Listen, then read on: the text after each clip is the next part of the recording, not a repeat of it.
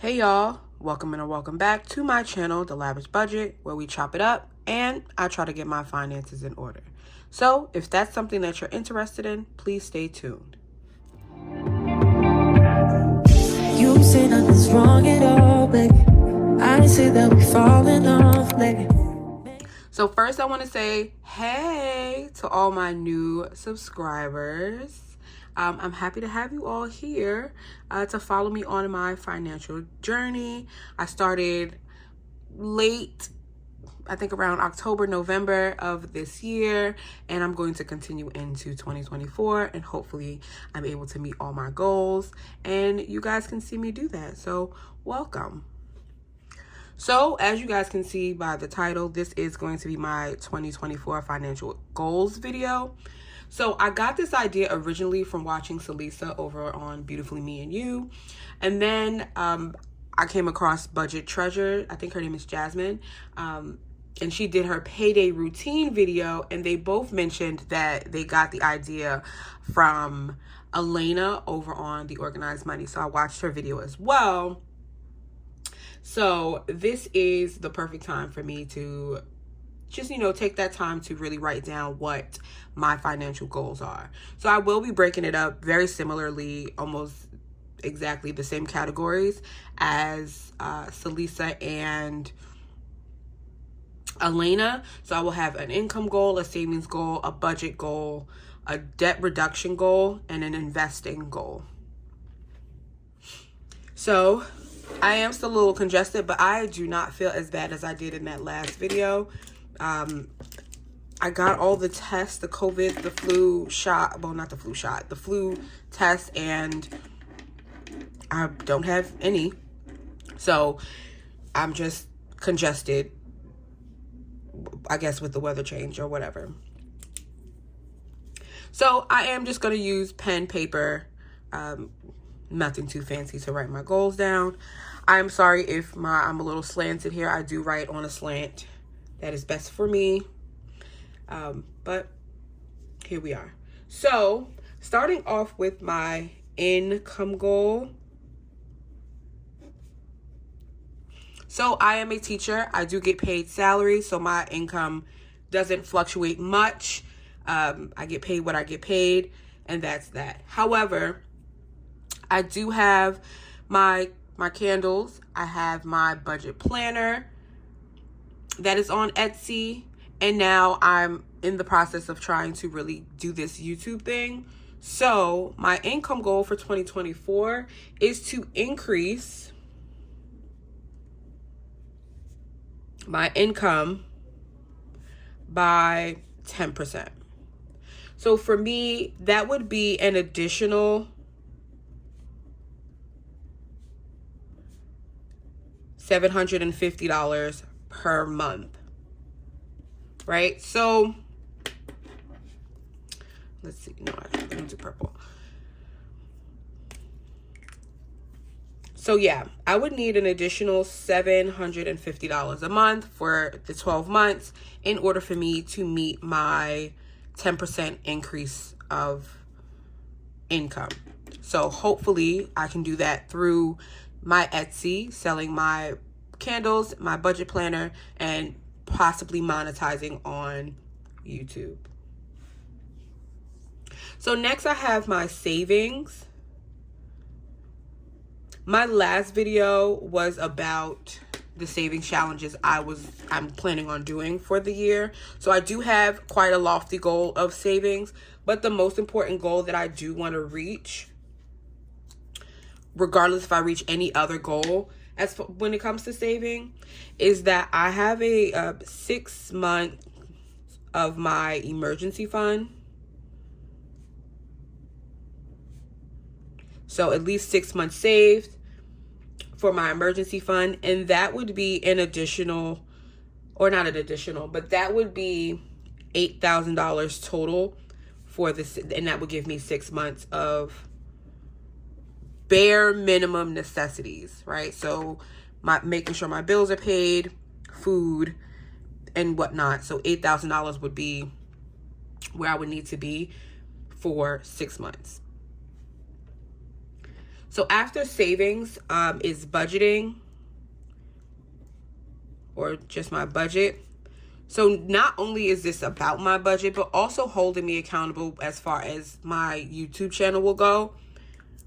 So when it comes to YouTube, I do want to make sure that I have at least, the very least, one video posted every week about my budget, regardless if that's me cash stuffing, doing my monthly spread, expense tracking, and all those things. But mainly my main budget goal is to do my monthly expense tracking. Because it is important, it's important to know where your money is going, right? Money comes in, you plan out what you want to do with it. But at the end of the month, I want to make sure that I'm doing the things I'm saying I'm doing. And if I'm seeing that, oh, there's more money going to certain places that I didn't account for, then I can adjust my budget that way. And I'm not just doing it blindly. Let me get some water. Ooh.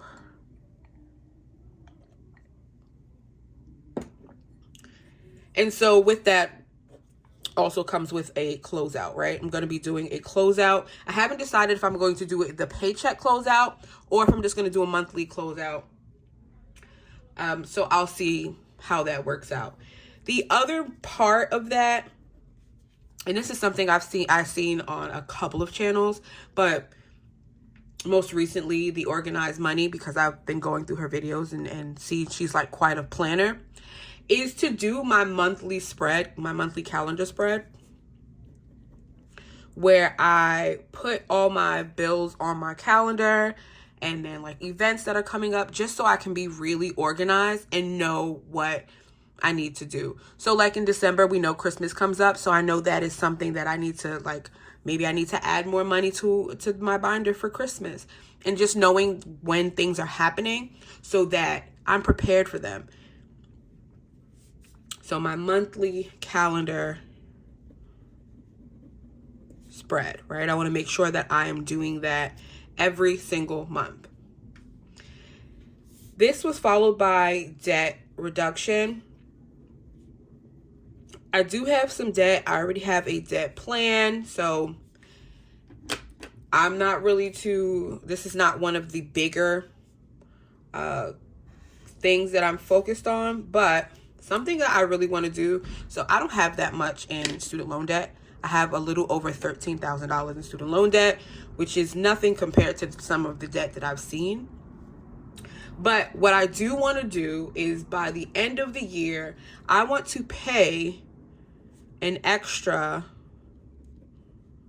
$5,000 towards student loans.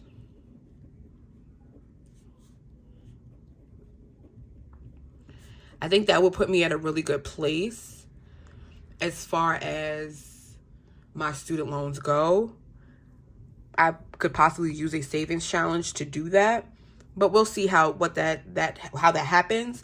But that is one of my debt reduction goals.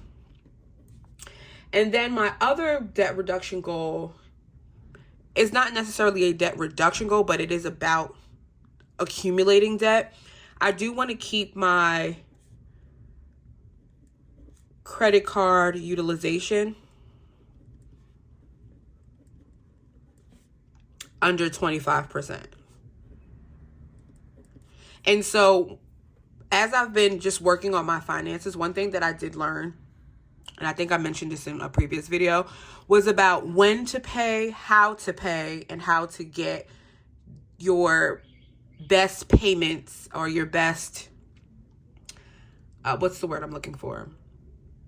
Well, okay. So we all know we have a payment date when you have to pay your bill. But then, this is something I knew but didn't know about the statement date. So making sure that your credit card utilization is at a lower percent during the statement date, because that is what gets reported to the credit bureaus. And what I've noticed since I've been doing that over the past couple of months is my credit score has shot up so much, and I'm still able to use my credit cards, but still staying within my means. I'm not maxing out my cards and then paying them down every single month. I'm using a certain amount, I'm paying down a certain amount, and so when my utilization gets reported, it's reported at like 3%, 9%. So my credit score has shot up tremendously, and so that is something I want to remain doing. So keeping my credit card utilization under 25% by the statement date. And so finally, with investing, I haven't really, like, that's not something I've done, right? I haven't really thought about investing in the way that I've seen people invest, but I've seen people like really been able to retire early and just like be able to do the things that they really want to do based on investing. So one of the things that I think I'm going to do, well, I have a 403b through my job. They match up to 3%. So I have been putting money in that. So I do have a little bit of money saved over there. And the way that I do that is that I put the money in, and the money goes into like the index funds, and then I get a little bit back, some dividends back based on that.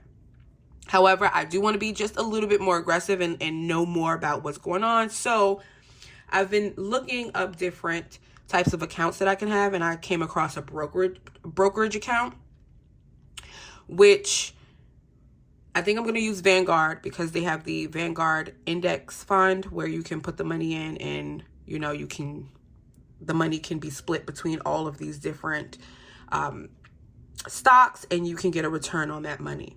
I was thinking about doing a Roth IRA, but I know there's a limit on the Roth. And I think with a brokerage account, there is no limit, and then you can borrow when you want without having those excessive like penalties that a Roth would give you. I might also think about doing a Roth, but as of right now, I'm going to open a brokerage account. And I'm not just going to open one for me. I am going to open one for my baby, so that when she becomes of the age where she can understand finances, that we can really like talk about that, and she can like start her life on like in a financially free way, so she doesn't have to worry about paying back student loans, I guess, or whatever it is she decides she wants to do in the future. So I'm going to make a monthly contribution to my brokerage account, and like I said, I think I'm going to use Vanguard.